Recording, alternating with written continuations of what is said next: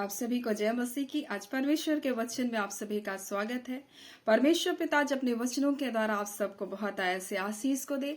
आज हम पहला सामुएल उसका 16 अध्याय उसका एक पद को आज परमेश्वर के वचन से हम लोग देखेंगे, जहाँ इस प्रकार से लिखा है, यहोवा ने सामुएल से कहा, मैंने साउल को इजराइल का राजा होने के लिए तुच्छ जाना है, तू कब तक उसके विषय विलाप करता रहेगा। और परमेश्वर आज अपने वचन के द्वारा हमें कुछ बातों को बताना चाह रहा है, और परमेश्वर आज हमें बता रहा है जाने देने के विषय में। और कई बार हम किसी विषय को लेकर अपने जीवन में पकड़ करके रखते हैं और शोक करते रहते हैं, रोते रहते हैं, विलाप करते हैं, लेकिन परमेश्वर हमें कुछ बातों को कहता अपनी जिंदगी से तो उसे जाने दे बोल रहा है, क्योंकि जब तक वो पुराना नहीं जाएगा तब तक हमारे जीवन में नया नहीं आएगा। और कई बार हम लोग सामुएल की तरह व्यवहार करते हैं अपनी जिंदगी में, और सामुएल साउल के लिए क्या कर रहा है, रो रहा है, विलाप कर रहा है, क्योंकि परमेश्वर ने उसको इजराइल का राजा होने के लिए तुच्छ जाना, क्योंकि उसने परमेश्वर की आज्ञा को मानने से इनकार किया। परमेश्वर की आज्ञा के विरुद्ध जब उसने कार्य किया, परमेश्वर ने उसको इजराइल का राजा होने के लिए तुच्छ जाना। और परमेश्वर का वचन इस प्रकार से कहता है, यहोवा ने सामुएल से कहा, मैंने साउल को इजराइल पर राज्य करने के लिए तुच्छ जाना है, तू कब तक उसके लिए विलाप करता रहेगा। इसलिए बोलता है, अपने सिंग में तेल भर, चल मैं तुझे बैतलहम वासी एशे के पास भेजता हूं, और मैंने उनके पुत्रों में से एक को राजा होने के लिए चुना है। और परमेश्वर आज अपने वचन के द्वारा हमें बताना चाहता है कि कई बार हम किसी वस्तु को, किसी बात को, किसी परिस्थिति को लेकर हम रोते रहते हैं, और वो परिस्थिति हमारे जीवन में क्या करता है, आगे की आशीषों को रोक देता है। और परमेश्वर तो हमें अपने व्यवहार के बारे में बता रहा है। परमेश्वर कभी भी किसी बात को लेकर बैठकर रोता नहीं रहता है। हम लोग देखते हैं यहाँ पर एली याजक के बच्चे जब बेबिचारी निकले, एली याजक के बच्चे जब लुच्चे निकले, और उन्होंने क्या किया, मंदिर में सेवा करने वाली स्त्रियों के साथ जब बेबिचार करने लगा, और परमेश्वर के नियम के विरुद्ध वो क्या करने लगे, कार्य को करने लगे, परमेश्वर की अर्पण की वस्तुओं में से वो जब लेने लगे, तब परमेश्वर इन सारी बातों को, गलत बातों को देख रहा था। और परमेश्वर ने उसके स्थान पर उसने सामुएल को इजराइल का क्या है, याजक, नबी होने के लिए परमेश्वर ने उसको चुना। और उसी प्रकार से हम लोग देखते हैं, साउल भी जब अपनी जिंदगी में परमेश्वर की आज्ञा का उल्लंघन किया, परमेश्वर ने उसको अभिषेक किया था इजराइल का पहला राजा करके, परंतु जब उसने परमेश्वर को तुच्छ जाना, परमेश्वर ने भी उसको तुच्छ जाना। और सामुएल से कहता है, तू कब तक उसके लिए विलाप करता रहेगा। आज परमेश्वर इस वचन के द्वारा हमें बता रहा है, कुछ ऐसे समस्या, कुछ ऐसी बातें हमारी जिंदगी में हो सकता है जिसके लिए हम रो रहे हैं, जिसके लिए हम विलाप कर रहे हैं, और परमेश्वर हमसे कह रहा है जाने दे उसे, क्योंकि जब तक आप उन बातों को जाने नहीं देंगे तब तक परमेश्वर आपकी जिंदगी में कुछ नया आने नहीं देगा। और इसलिए परमेश्वर का वचन हमें बता रहा है। हम लोग देखते हैं सुलेमान के बारे में। सुलेमान भी इसी प्रकार से अपनी जिंदगी में गलत कार्य को करने लगा, और परमेश्वर ने भी उसको क्या किया, तुच्छ जाना। परमेश्वर उसको बुद्धि, ज्ञान और समझ से परिपूर्ण किया, लेकिन परमेश्वर कभी किसी के लिए शोक मनाता हुआ नहीं बैठता। हम लोग देखते हैं, इसलिए पौलुस इस प्रकार से बोलता है, फिलिप्पी 3 उसका हम लोग 13 में अगर इस प्रकार से देखेंगे, तो इस प्रकार से परमेश्वर का वचन कहता है, हे मेरे भाइयों, भावना यह नहीं कि मैं पकड़ चुका, परंतु केवल एक यह काम करता हूं, जो बातें पीछे रहेगी उसको भूल करके आगे की बातों की ओर बढ़ता जाता हूं। यानी कि पौलुस भी इस प्रकार से बता रहा है कि मैं सिर्फ एक यही काम करता हूं, बोल रहा है कि जो बातें पीछे रह गई, अगर हम उसको पकड़ के आगे चलेंगे तो हम आगे कभी निशाने की ओर दौड़ नहीं सकते। हमको जो कुछ परमेश्वर ने हमारे लिए जो आगे आशीष को रखा है, हम उसको कभी पा नहीं सकते।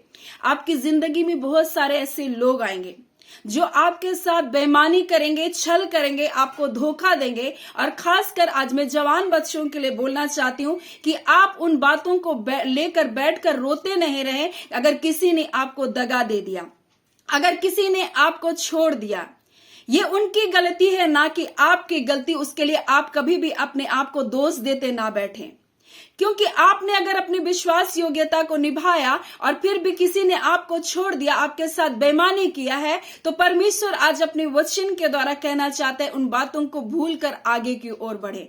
अपने पापों को परमेश्वर के सामने माने, उनसे क्षमा को प्राप्त करे और आगे की ओर बढ़े, वतन निशाने की ओर बढ़े। यह आपको भटकाने के लिए आपकी जिंदगी में आया था, आपको परमेश्वर के मार्ग से दूर ले जाने के लिए वो आया था। लेकिन परमेश्वर का वचन आपसे कहता है, आप निशाने की ओर दौड़ते चले जाएं, क्योंकि जब आप पिछली बातों को पकड़कर अपनी जिंदगी में रखेंगे तो कभी भी आप आगे की ओर नहीं बढ़ सकते, कभी भी आप निशाने की ओर नहीं दौड़ सकते। इसलिए परमेश्वर का वचन हमसे कहता है कि जाने दे, उसके लिए विलाप ना करें, रोते ना रहें, उसके लिए शोक ना करते रहें। और कई बार परिवार में ऐसी परिस्थिति आती है कि भाई भाई को दगा दे देता है। परिवार में ऐसे भी होता है कि लोग एक दूसरे को क्या करते हैं, नीचा दिखाते हैं।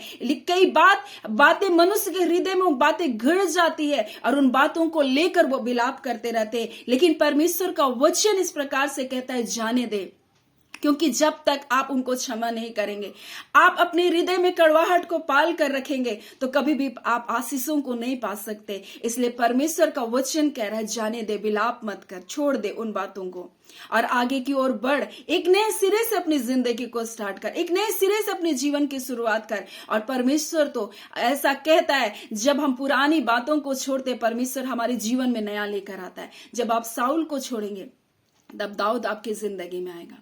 जब एली के लुच्चे बच्चों के जगह में परमेश्वर ने सामुएल जैसे नबी का क्या क्या अभिषेक किया। और यही बात पौलुस बोल रहा है, पुरानी बातों को जाने दे, जो बातें पीछे रह गई उसको भूल कर बोलता है, मैं आगे की ओर बढ़ा जाता हूं, यही एक काम मैं करता हूं बोल रहा है। और आपको भी यही एक काम अपनी जिंदगी में करना, उन बातों को आप भूले और आगे की ओर बढ़े। सो परमेश्वर आज अपने वचनों के द्वारा आप सबको बहुत ऐसी आशीष को दे। आमीन। आइए हम प्रार्थना करेंगे।